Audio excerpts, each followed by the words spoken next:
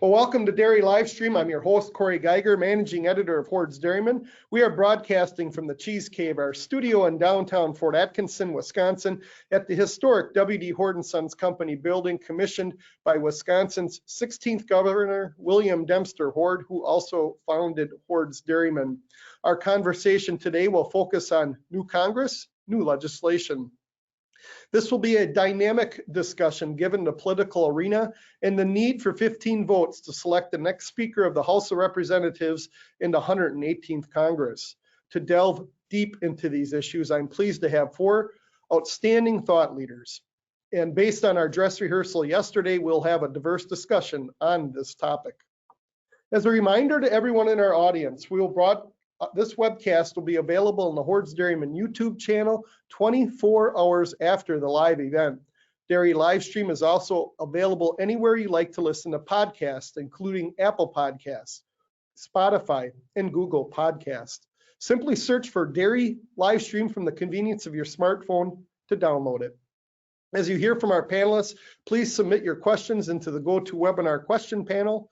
The earlier you ask a question, the more likely it will get asked on the air. Let's get rolling with the conversation, new Congress and new legislation.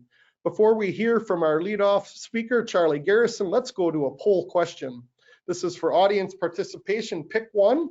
What is the balance in the U.S. Senate? So we just seated the U.S. Senate, 49 Republicans and 51 in the Democratic caucus, an even 50-50 split.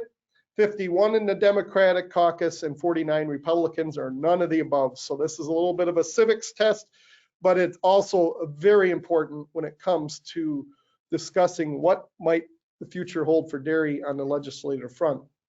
So we have a lot of people rapidly voting here. We'll give you another 10 seconds to cast your ballot on this first poll question, and we'll have poll questions before every speaker to kind of stir the drink here in the conversation. So Caitlin, let's see what the audience had to say. Well, 52% of you got it correct. There's 51 in the Democratic caucus and 49 Republicans. So as we transition from the 117th to the newly seated 118th Congress, margins remain razor thin, and moving legislation forward will be a challenging proposition. We welcome Charlie Garrison to Dairy Livestream. After graduating from Purdue, this Indiana dairy farmer later went on to work for Dairy Management Inc., or what many of us know as DMI. There he served as Director of Industry Relations. In 1997, Charlie forged out on his own and started the Garrison Group, where he serves as president. Charlie represents a number of dairy farm clients on Capitol Hill, including the Idaho Dairymen's Association, National All Jersey, the Southeast Dairy Farmers Association, and has partnered with the National Milk Producers Federation on multiple projects. Charlie, the legislative landscape, not to mention the regulatory landscape, will be very interesting in the next 2 years. As a seasoned veteran in these endeavors, what do you see? Well, thanks, Corey, and I appreciate the chance to be with everybody here this afternoon, or this morning for most of the country. But I'll kick it off by saying, we've got both a legislative and regulatory agenda looking at 2023 as we get started with this year. We've got a new farm bill due this year, but we also have various folks in the industry looking for regulatory changes to the federal order program. That we'll want to keep at USDA if we possibly can, but I know some of the other folks on the panel today are going to talk more about those changes. We obviously still have the very serious labor shortage facing the dairy industry. We'd like to try to continue doing something about that, although the political climate did not improve for us over the course of the midterm elections and the start of this new Congress. Obviously, international trade remains extremely important for dairy farmers and dairy processors.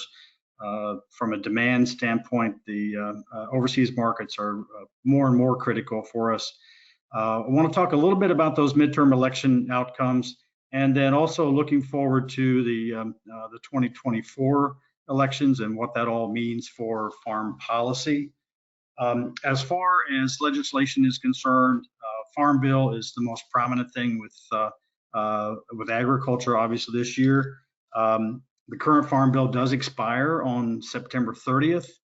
I don't believe that the Congress is likely to let the Farm Bill expire, because that sends spending through the roof, for one thing, spending on nutrition assistance, for example, because of the way commodities will be priced going forward. So we've got two choices, really, is a new Farm Bill or extending the current one, since we just don't let Farm Bills expire because of that spending consideration. And we've got those federal order reforms that a lot of folks in the industry are requesting. There is a piece of that Congress must act on. And I think that Congress will want to take that up as part of the Farm Bill.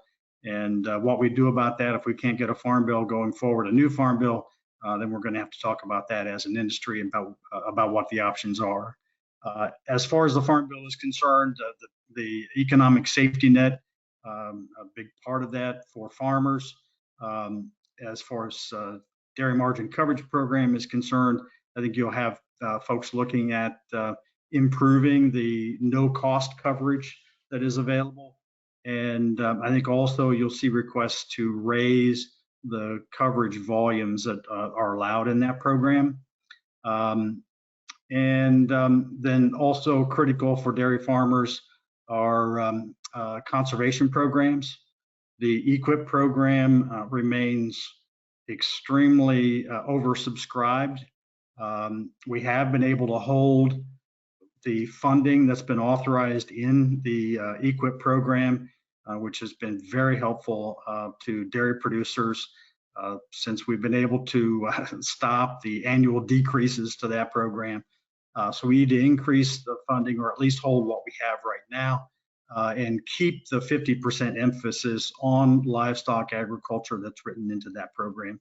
And obviously dairy farmers with cropping operations can benefit from the conservation security program as well. I think as we move forward, a lot of people are expecting that we will have a climate title for the first time in this Farm Bill. It's important to make sure that carbon can be a commodity that farmers can monetize. Also going forward, it's important that any regulations be voluntary. It can't be seen as a price of admission for producing milk in the country. It has to be affordable for farmers, needs to be science-based and effective, and with the Department of Agriculture in charge, so certainly the preference of the industry. Moving forward on the potential for ag labor, again, we fell just short of getting something in the omnibus appropriations bill just before the holidays. Just could not get enough of agriculture employer groups on board with what Senator Bennett from Colorado was proposing. But the challenge remains, and we will have to find a way to try to address this on behalf of dairy producers going forward. And then I mentioned before, trade is a huge consideration.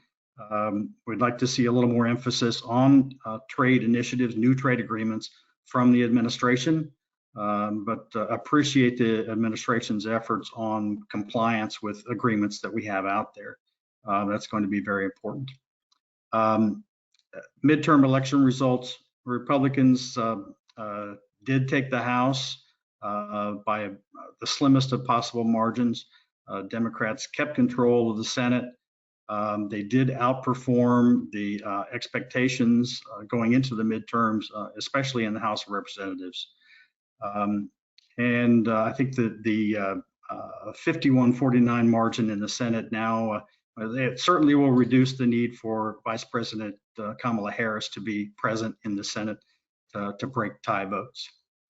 I think the U.S. Senate now probably moves more into the mode of being a check on the House Republican agenda.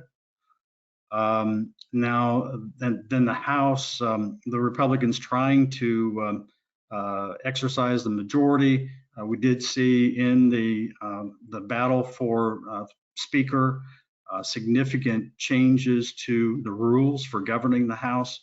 The motion to vacate the chair has been returned to any single member of the House of Representatives can basically demand a vote on whether the current Speaker remains.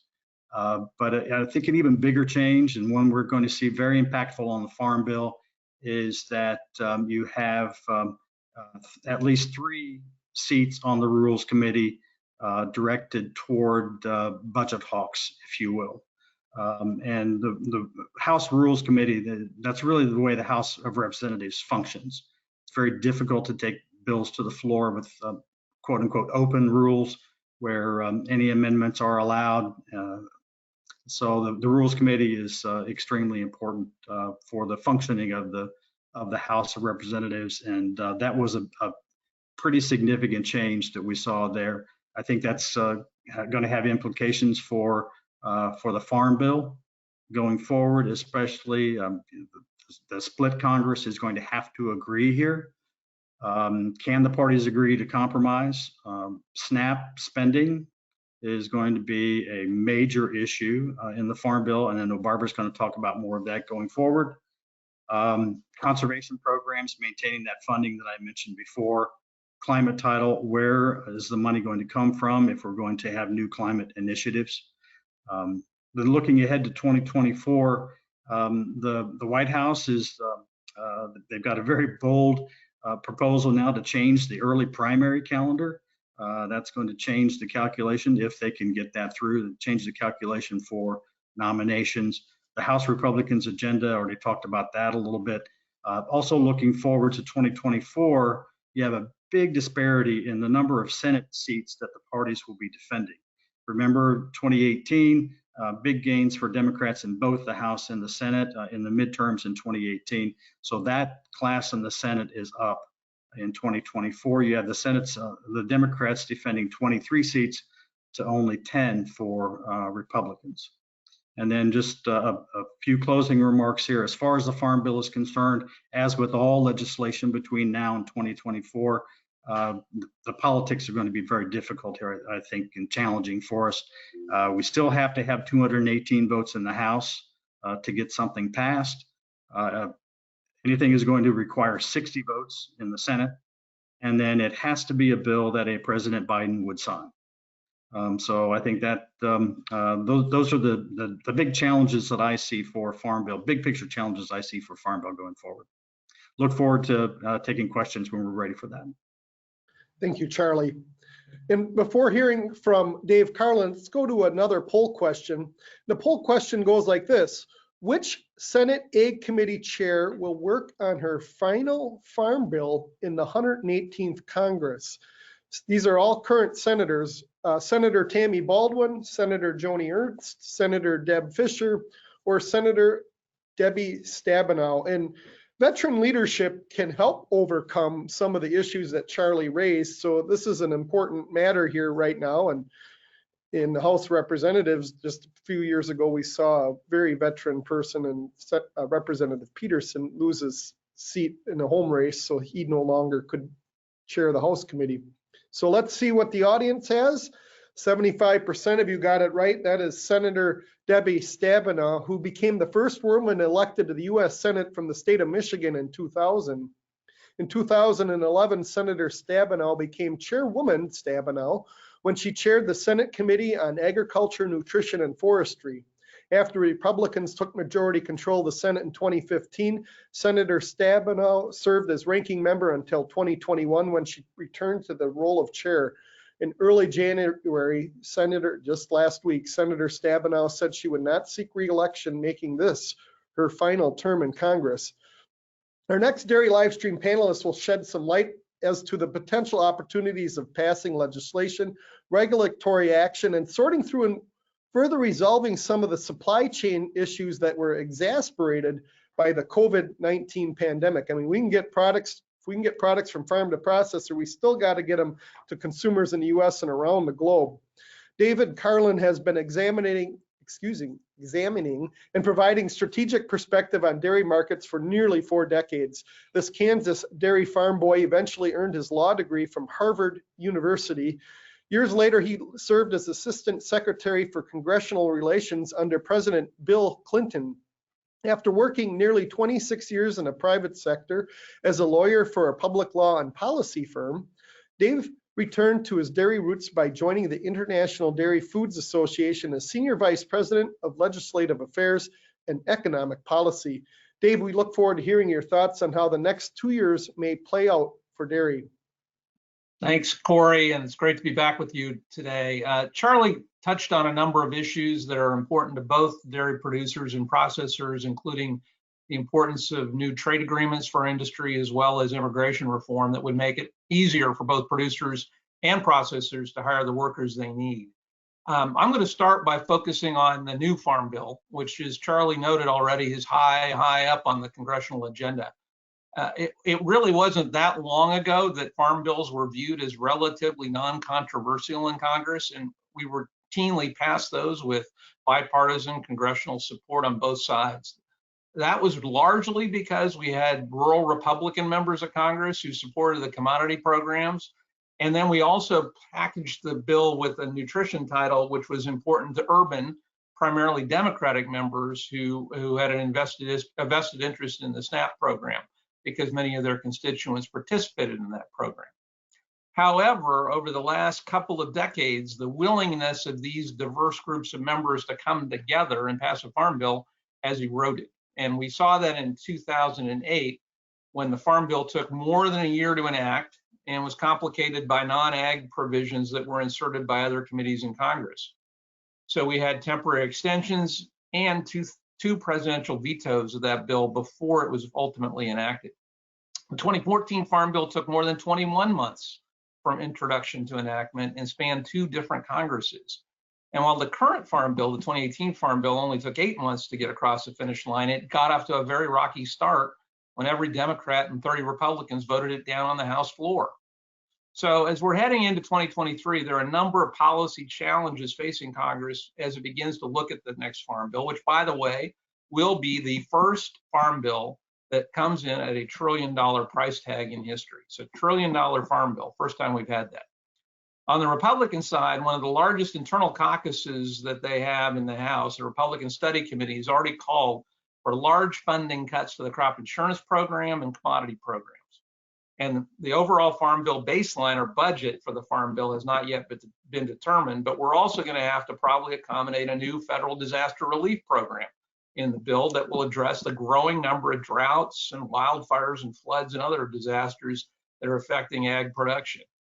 On the Democratic side, the Biden administration and other stakeholders are going to be pushing Congress to revamp existing conservation programs, make sure they do more to incent farmers to improve their sustainability practices.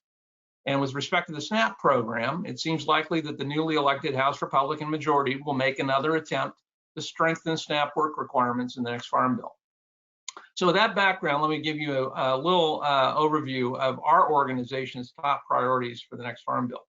First and foremost, we want to expand a pilot program that was put in place in 2018 to encourage SNAP households to use their SNAP benefits to purchase dairy products.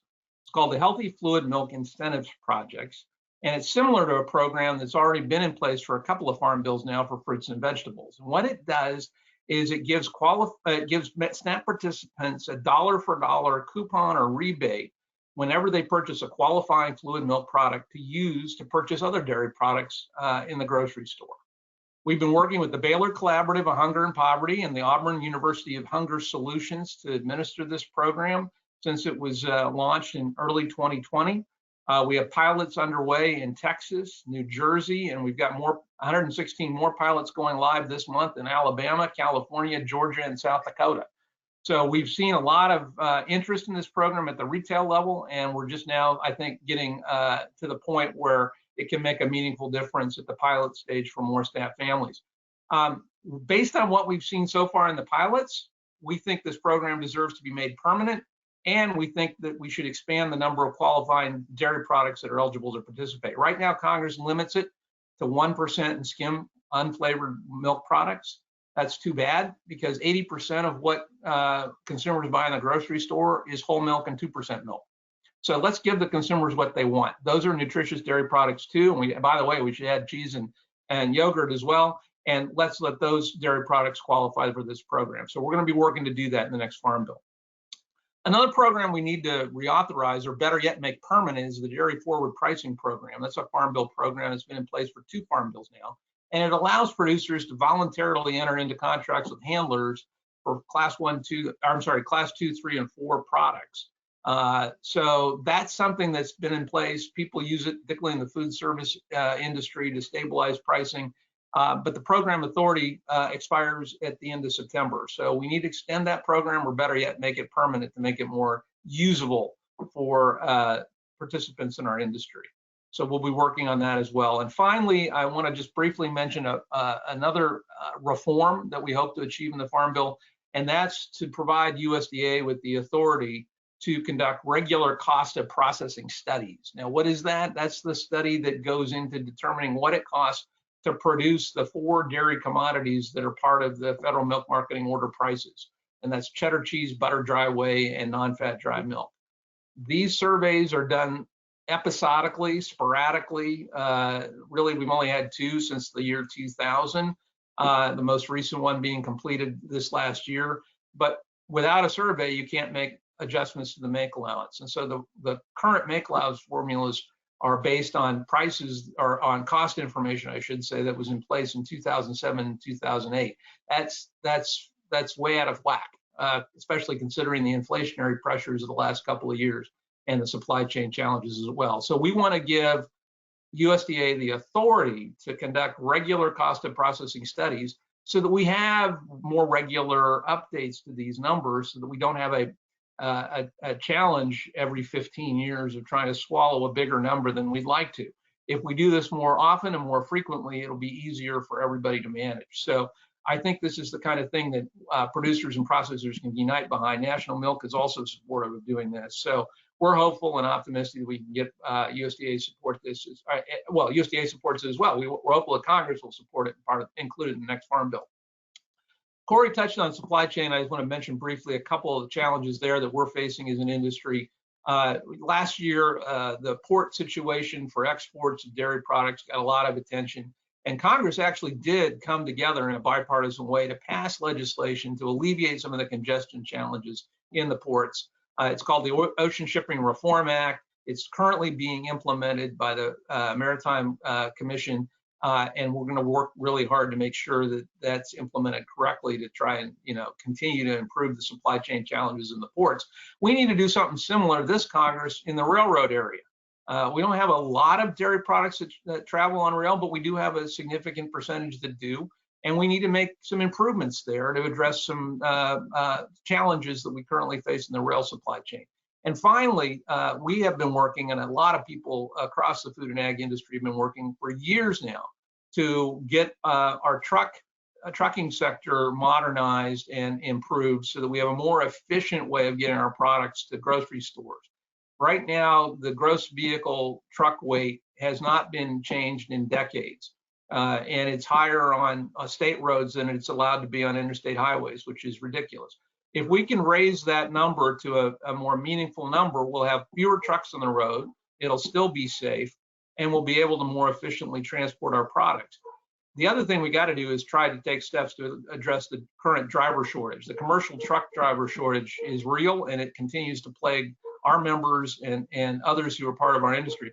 We need to make it easier for individuals who are interested in getting a commercial driver's license to access that license. So we're going to be working with Congress this year to try to address both of those areas as we can. So with that, I'll turn it back over to Corey, and I look forward to answering your questions later on in the program. Thank you, Dave. And a reminder to our audience, as you hear from Dave and Charlie and soon Barbara and Andy, there's a portal in the GoToWebinar control panel. Just go ahead and ask your questions, and that's how we'll get those your questions answered on the air. Before hearing from Barbara Patterson, let's go to another poll question. This is the third straight Congress with a new House Ag Committee chair. Who is the chair?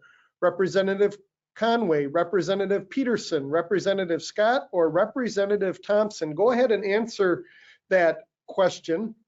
And our audience is doing quite well here. I can see the percentages in the back of this here as one of the producers of the show. And we'll talk through this here real shortly. So let's go ahead and see what the audience had to say on this one. And we're going to leave this on the screen for just a second here. The correct answer is Representative G.T. Thompson, a Republican from Pennsylvania who is well versed on dairy issues. The 4 representatives shown on the screen are the 4 most recent chairs of the House Committee on Agriculture, with Conway serving as a Republican from Texas, Peterson as a Democratic representative from Minnesota, and most recently Scott, a Democrat from Georgia, who is the ranking member on the House Ag Committee now in the new 118th Congress. So now we welcome Barbara Patterson to Dairy Livestream. Barbara is a graduate from the University of Michigan and Tufts University's program on nutrition, science, and policy. And she first worked as an intern for U.S. Senator Bill Nelson of Florida.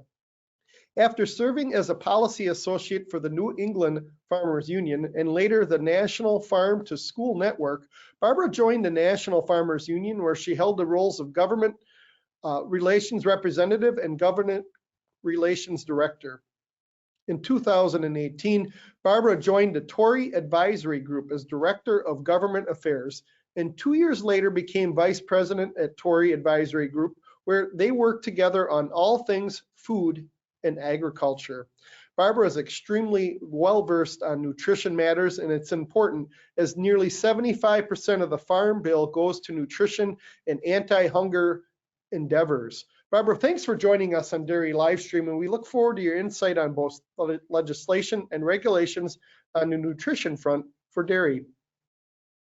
Well, thanks so much for having me. Thought I would start out big picture and kind of set the stage for where we're at heading into this congressional year, but also talking a little bit about the regulatory agenda. And I'll focus a bit on nutrition, but of course what it means for the industry.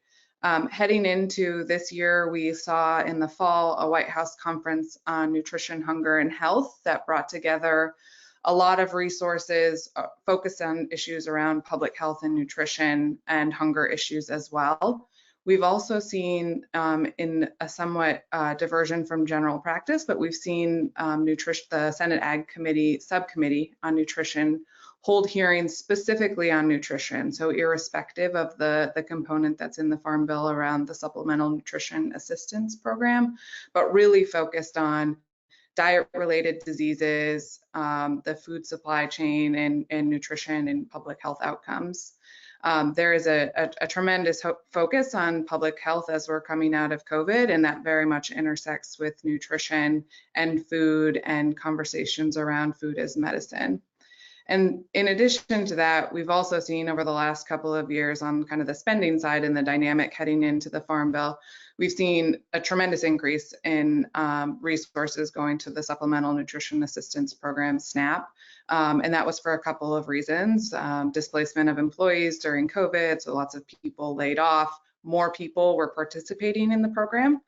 Congress also took action to approve emergency allotments, which increased the resources that were provided to each individual participant or family. And then we saw Congress take action, or we saw USDA take action that Congress directed in the last Farm Bill to update what's known as the Thrifty Food Plan. The Thrifty Food Plan is the basis by which they calculate SNAP benefits. So Congress doesn't say how much each participant should get in SNAP. It's based on a calculation that evaluates the economics, but also nutrition value of what sort of a basket of food would look like, and then base the benefit levels on that.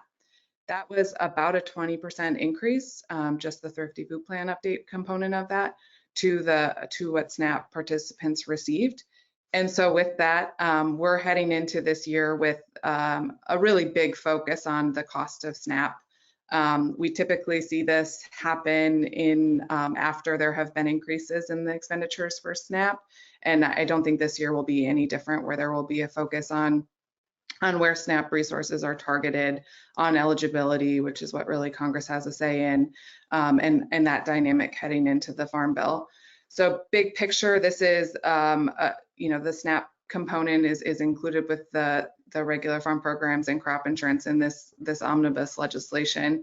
And then the last couple of farm bills, we've seen SNAP really be the target for reforms, which have created challenging dynamics to get the Farm Bill across the finish line for some of the reasons that the previous Charlie and Dave have mentioned, that we have a split Congress and we have a Democrat president, and so there has to be a bipartisan effort to get the Farm Bill done. And there have already been signals around making cuts to SNAP or increasing work requirements or some of the things that are red lines in the sand for Democrats.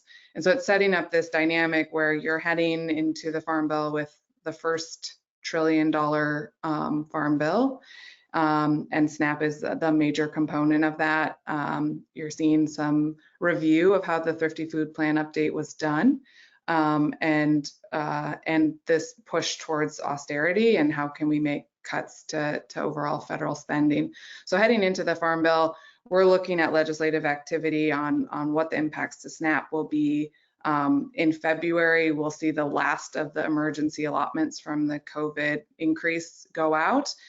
So we'll see SNAP participants have a little bit less in their pocketbooks in March, while Farm Bill consideration is very much underway and those conversations are ongoing. So that's something we're keeping a close eye on. There are a couple of other programs that are specific to the dairy industry that I know Dave talked about as well. So that's big picture on the legislative front. But of course, that's not the only thing that we keep an eye on, because the administration has a huge say in what programs that the Farm Bill and other legislation authorize actually look like on the ground. So to narrow a little bit more in on some of the things that directly impact the industry, we're looking at a number of items on the regulatory agenda. And I think this very much ties into the big picture efforts to improve nutrition security, to improve public health outcomes, and that's sort of under the auspices by which many of these sort of routine updates are happening, but it's very much under that lens, and I think guided by previous focus on nutrition and nutrition outcomes. So a couple of things to put on your radar if they're not already there that we're keeping a close eye on. The program that supports women, infants, and children, WIC, is a program that's also supplemental like SNAP, and USDA is required to look at that program to make changes based on shifts in public health concerns, nutrients of concerns, things like that, but also taking into account cultural dietary habits that may have shifted, as well as the latest nutrition science. And USDA is undergoing this process right now. So they're in the proposed rulemaking phase. Comments are due next month.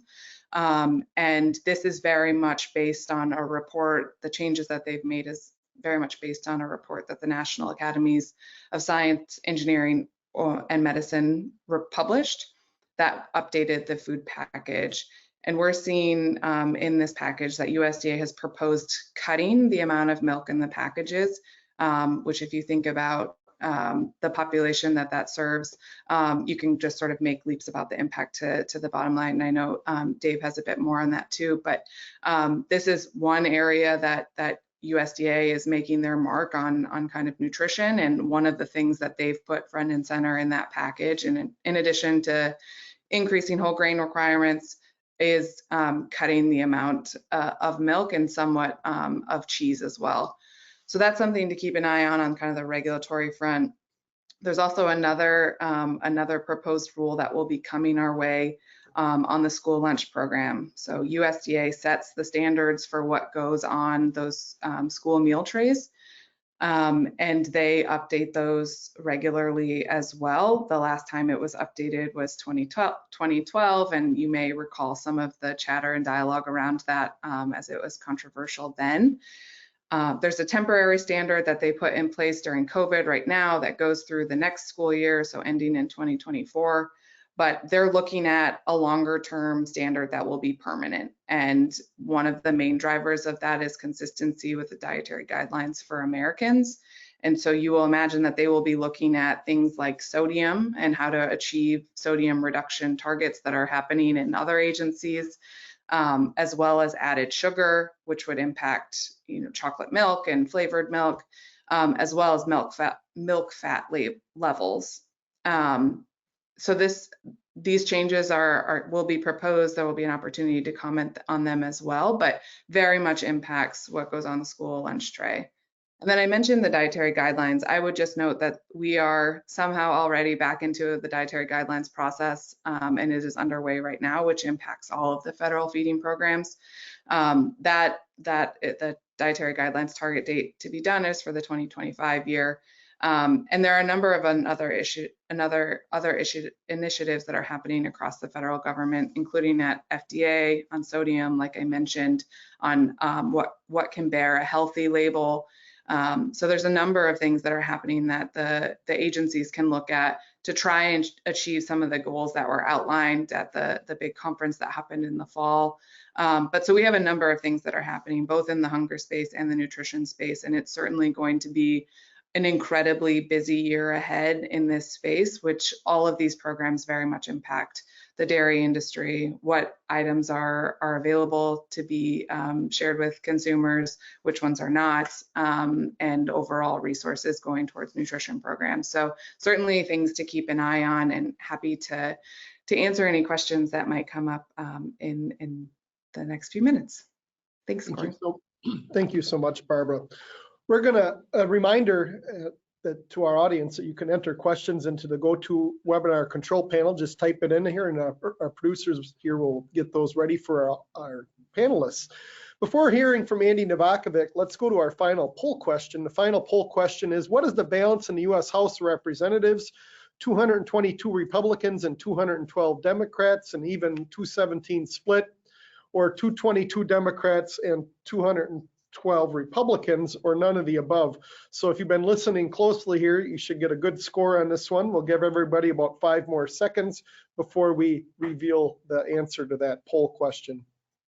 So if Caitlin wants to go ahead and show what the audience got here, we're running at 86%. There's 212 Republicans and 212 Democrats, and that's certainly a razor-thin margin for the Republicans, and it's one of the many reasons it took 15 votes to elect the Speaker for the House of Representatives in the 118th Congress. It also indicates how challenging it will be to move legislation forward in the next 2 years. We welcome Cornell University's Professor Emeritus Andy Novakovic back to Dairy Livestream. Andy's a regular commentator, and he's working with the U.S. Department of Agriculture these days as an expert consultant, and that is an official title at USDA. Andy, there are so many areas that could be addressed, but the larger question is, what are the areas that we might actually see action on for dairy? Yeah, that's a good question. As all the other speakers have pointed out, getting something done in 2023 is by no means an easy guess or automatic for a variety of reasons. I think the other thing, Corey put together a really good panel in the sense that if you said raise your hand if you're interested in ag and food policy, all 3 of these people would raise their hand. But look at the diversity of topics that they've talked about. I'm like on page 5 of my yellow notepad of issues to keep track of here. What I'd like to do is not so much give a sort of A to Z presentation, but talk about some of the context and maybe offer a few tidbits. And in that process, I'll get to Corey's question about what might we see, what are the more likely things that might happen. One of the things that I think about a lot is what is the context, the bigger context in which these conversations will occur. If the economy was booming and inflation was trivial and trade was great and everything you could think of was wonderful, we'd have quite a different discussion than if things are feeling in much the other direction. I'm not the one who's going to say the sky is falling in by any stretch of the imagination, but 2023 is going to be a difficult year economically. There's a lot of debate among macroeconomists about, are we going to have a recession? If we are, how deep is it going to be, et cetera, et cetera. Right now, I'd say that's a bet that a lot of economists would take, that there will be one, but maybe not one that's so deep. Cost of living is still an issue. It's especially an issue if you're a low-income family. The job market actually looks pretty good. Those indicators are improving. There's going to be a lot of talk about budget and what government can afford, but actually the current state of expenditures versus outlays and the projections for 2023 are not that bad. We're kind of back on track. We had huge pandemic expenditures that are over. And so the budget, it's not balanced, but it's nowhere near as dire looking. We're going to have a high cost of investment. A lot of the things that Dave talked about, and Charlie for that matter, are things that don't get corrected without spending money on investing in infrastructure and investing in various business activities. I'm sure that anybody, whether they're a farmer or involved in a business elsewhere down the supply chain, who's listening to this, can tell their own stories about, gosh, I'd really like to expand or do this or improve or replace, but cost of money is a deal. What does that mean? That means there's going to be a lot of grumpy people, and there's going to be politics that right now seems to be tilting and has been more towards the politics of division than the politics of cooperation. There's a 2024 election that everybody wants to win. And so the question is going to be, what do I push in order to have my guys win the election? And it's the president, it's every representative, it's a whole bunch of senators, it's the people in state houses. So you mix all that up in a pot, and it starts you thinking this is going to be a tough year to do something, to even agree what the problem is, but even more so agree what the solution to the problem is. That, I think, frames a lot of questions, but certainly has impact on dairy. It's also important, and I think Charlie in particular highlighted this, to remember that there are some things that can't be done without legislation. That means the United States Congress. The US president can say, I'm going to do this and I'm going to do that. But the United States president doesn't get to write laws. The United States president and the people that work for him only get to implement the laws that Congress has created. So if you want to do something fundamentally different that you don't already have a law to do, the Congress is going to have to create it. And there's quite a few things that we've talked about that don't get done without legislation. Labor policy and immigration in particular would be the familiar example. That's been stuck for probably a couple decades, and it won't get unstuck without a legislative action. Regulatory, Secretary Vilsack has said repeatedly, we would love to have a federal order hearing as long as you guys can come forward singing Kumbaya. That's not easy. And Lord knows folks have tried, and I think tried genuinely, but I think that's still the refrain. We do have a hearing cooking on the stove for the 3 southeastern orders, a little easier to sing off the same page of the hymnal in a region as opposed to the whole country. But when we start looking at make allowances, pooling requirements, different ideas about incentives to move milks, there's a variety of other sort of ideas that I'm going to say are kind of tweaking ideas that have been pushed out there.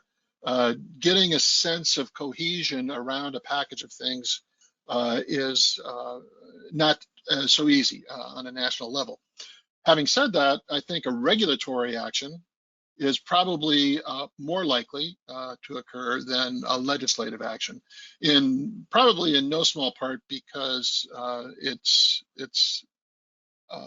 you don't get into the political issues in the executive branch because everybody works for Joe Biden.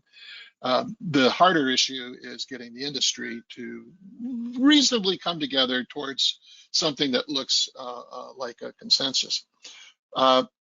There are a number of issues that I think a lot of us sort of think about as dairy policy, but they have really different textures. Charlie covered a long list, and I'm not going to waste your time by repeating them, but there's a number of those things that are genuinely ag committee issues. Dairy margin coverage, dairy RP or LGM dairy. Those sorts of things are front and center farm bill stuff.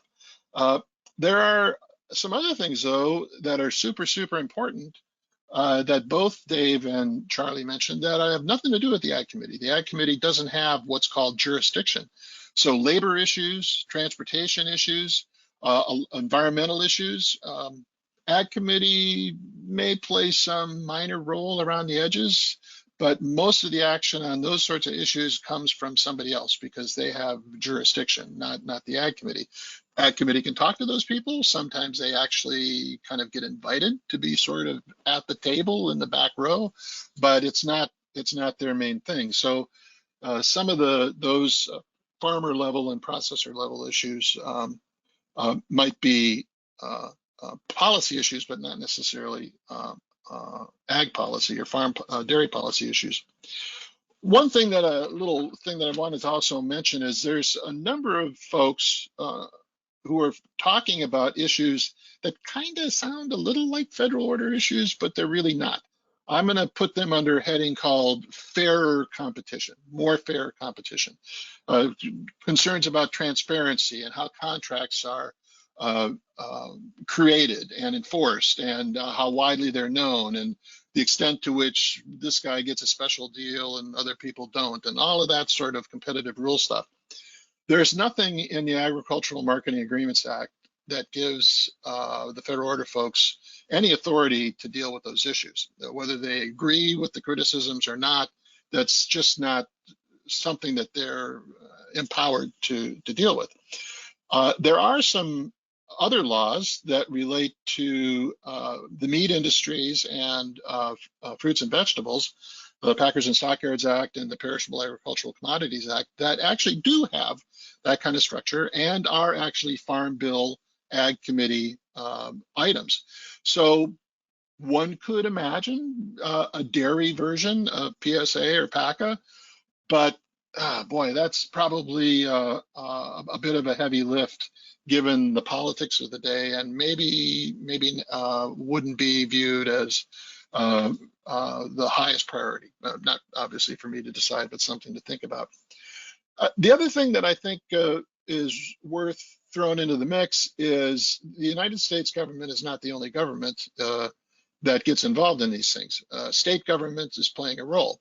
On the labor issue, states don't have much to do with immigration policy, but they have a lot to do with worker rules and things like overtime pay, sick leave, holidays, work hours, 40-hour week, whatever. And we're seeing a number of states that are working on that. And it's been very challenging for dairy farmers in California and New York and other places to deal with this. And, maybe your state is less likely to do that than California and New York. But it's a domino that I think we need to think about and to recognize that states have roles in environmental rules and a variety of things that impact dairy and might be more likely to get involved on some stuff than the federal government. Along those lines, not everything's going to be done by government. There's a whole lot going on that's private initiative. Dairy cooperatives are doing a lot to try to better coordinate production with sales. Not always a real happy outcome for members of those cooperatives, but it's a point worth making that this is happening. Price and income risk programs, private industry has been at a lead in that. Dealing with labor markets and recruiting workers and retaining workers and doing the things that are necessary to get workers into plants and into trucks and onto farms has a lot to do with private initiative. So-called environmental initiatives. We're going to see a lot more action by private companies saying they're going to do something, not because some government agency required them to do something. That's already happening. And we can debate whether it's good, bad, or otherwise, but it's part of the mix of things that are out there. So with all of that thrown on the table, Corey, what's likely to occur? I think we're going to see a lot of this private action that we're talking about. That means be involved in your organization, try to know what's going on, and to the extent that you think you have an idea, be involved in how those develop as much as you can. Be involved in state government issues because there are a number of things that are likely to occur there, and obviously you can assess that for your own state in which you live or operate. Be engaged and understand that there are some things that Congress can do, and there are some things Congress can't do. There are some things ag committees can do, some things they can't do. There's something your representative can or cannot do, and be, understanding of those limitations. Understand what has to be done in a legislative environment, what has to be done in a regulatory environment, so you have an understanding of what levers need to be pushed. I think private initiatives and state initiatives are a lot more likely to get traction. Doing anything at the federal level legislatively is going to be a tough lift, but I think we all have to do what we think is right and best and not give up on that process for sure. Regulatory is a lot more likely to result in something, but it really needs a lot of hard work by industry to be able to come forward with some coherent idea and not just say, I'm mad as hell, do something, but to say, this I think would be a specific way to deal with an issue. So I'm looking forward to questions. Corey, it's back to you. All right, thank you, Andy. Speaking of things that are in the Farm Bill, a number of people brought up DMC, dairy margin coverage on the producer front, and DRP, dairy revenue protection. That DMC sign-up extension was extended to January 31st of this year for dairy producers. And given the market situation, if you haven't signed up, you should really consider that. When Charlie talks about lifting the, maybe in the next Farm Bill, lifting the pounds of milk, 60% of farmers currently participate in DMC, but it only covers 20% of the milk because of that roughly $5 million cap. And then when it comes to dairy revenue protection right now, any one time, those contracts cover 30 to 35% of the milk. We're going to go to speed round here, and I'm going to pick the commentator that I think can best answer this question. And if anyone else wants to jump in, do so. But Charlie, we're going to send the first question to you. It comes from a dairy farmer, and this dairy farmer asks, is specific maybe to the situation in the Southeast orders, getting milk there to serve the fluid market. Was there any discussion on further enhancing programs to removing water from fluid milk to make transportation from positive areas to deficit areas easier? Charlie? This is a speed round, so I can answer pretty quickly that they're looking at any option possible to make it easier to supply the fluid market in the Southeast.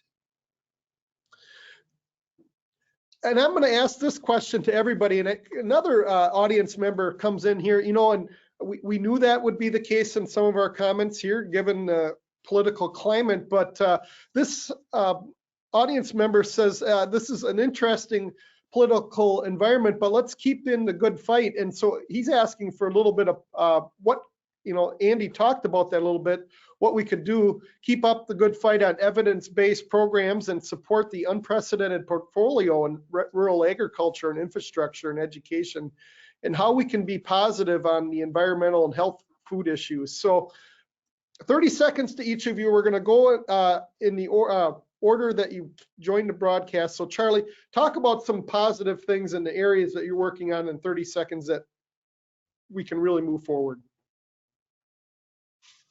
Well, positive things, just bringing the labor shortage to the forefront and focusing attention on that. And every time we do that, we convince more members of Congress that this truly is a crisis that needs to be resolved. I've described immigration reform as the most difficult political issue of our time, and that's the challenge that the dairy industry has to overcome in order to be able to get some relief from the legislature. Dave. So a positive thing we could do is prevent USDA from moving forward with this WIC rule, which has substantial dairy cuts in that program, 20% cuts. It's 1.5 gallons of milk a month. We did a poll with Morning Consult recently, 534 WIC participants. 76% said they're very concerned about these cuts actually going through, and 20% of the poll participants said that they would drop out of the WIC program if USDA follows through with these cuts. So our industry at all levels needs to come together over the next month and try to do what we can to convince USDA to reverse course and restore the dairy component in the WIC rule. Barbara? I would say half of Congress, or half of the House at least, has never voted on a farm bill. So there's tremendous opportunity to teach, to share stories, to talk about the work that you all do, and to shape opinions about that work, also to provide additional clarity and context. So I think there's a lot of folks that probably think milk comes from the grocery store. And so I think there's a lot of opportunity to share insights. And if I may add, Barbara, and just on top of that, and Charlie and Dave and Andy all know that, you know, if a dairy producer or a dairy processor, all that's in the dairy industry, take time and go to Congress, and an issue that we went there for didn't pass, it's a continual education journey. And sometimes it's a short race and sometimes it's a marathon. But the time you take to do that is well worth it. Andy, same question to you. Trust, responsibility, influence. Those are my three comments. Guys with white lab coats are not going to solve this problem. If you thought that, then we'd all have vaccination shots. The reality is trust is more important than scientific evidence, because scientific evidence is not unidirectional. It's not just like everybody says exactly the same thing. And a lot of people believe what they want to believe. I worked the entire adult life for a university, so I'm not saying science isn't unimportant, but it is second to trust. So this, I think, is a key thing. You have to establish, you have to be trustworthy before you're going to be believed when you say X, Y, or Z. And just trotting out some group of guys in a white coat and say, go talk for me, is not going to be the final answer to this issue. Number two, responsibility. We have to be willing to accept responsibility for things that we do when there's truth behind that. Cows add methane into the environment.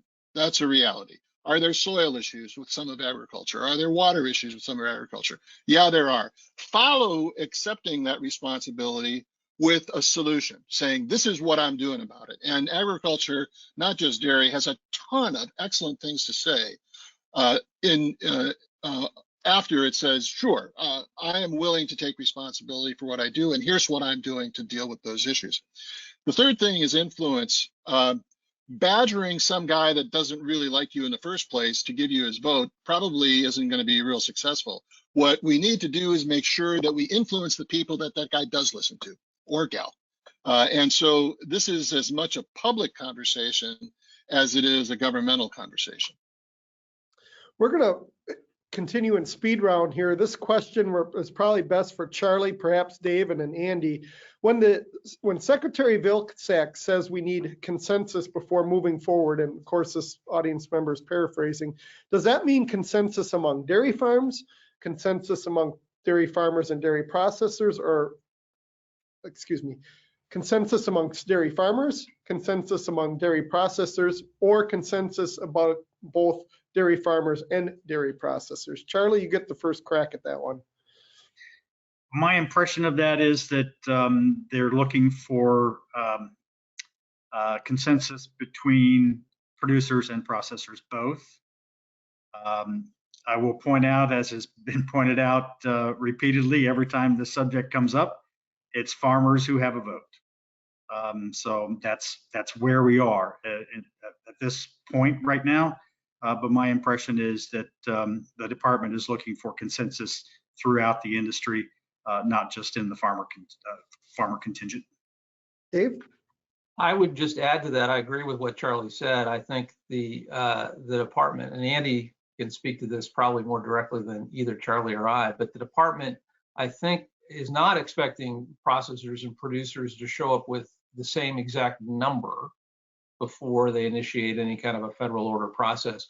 What I think the department would like to see is some consensus on what the scope of any hearing ought to address. And I think those are the kinds of issues that the industry has been talking about for some time now and will continue to talk about for some time. And we'll probably have to use the federal order process at some point to get to the ultimate answer. But I think consensus is very much something that we all work toward, and we'll see how close we can get before we enter into that process. But Andy may have a more direct perspective given his role at USDA.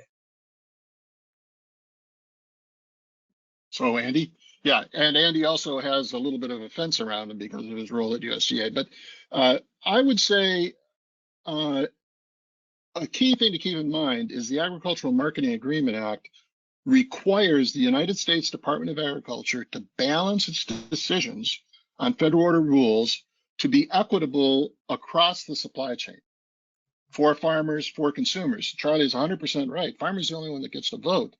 But that doesn't mean if all farmers agree that they could come into their processor's office, beat them with a stick and rob the safe, USDA is going to say, no, that's not really good. So it has to be a balance. It has to look like a reasonable balance. And of course, that's not easy to do, but it has to have some kind of scratch and sniff test on that. I think it's also true that there are some issues that feel more like a producer issue, like how do you split up a pool? There are some issues that feel a little more like processor issues, like should yogurt be in class 1? And so USDA might think of something as this, we need to pay attention to processors, especially for this, or farmers, especially on that. But the key thing is there has to be some kind of balance. So all the voices are important, and all the regions are important, big and small, and in between is important. You know, you don't have to agree on every chapter and verse, but if you're wildly in disagreement, you can't expect Solomon to pull out his sword and say, I'll just split the baby in half. The USDA is not going to get in that game. So with that, we've reached the top of the hour, and that's all the time we have for today to answer questions. Let your friends and work associates know that Dairy Livestream episodes will be archived on the Hordes Dairyman YouTube channel and podcast channels tomorrow morning, Thursday, and links will be available in the Hordes Dairyman Intel e-newsletter from this webcast. On behalf of Andy Novakovic, Barbara Patterson, Charlie Garrison, and Dave Carlin, I'm Corey Geiger, your host. Thank you for joining us today. We wish you all a good day. Goodbye, everyone.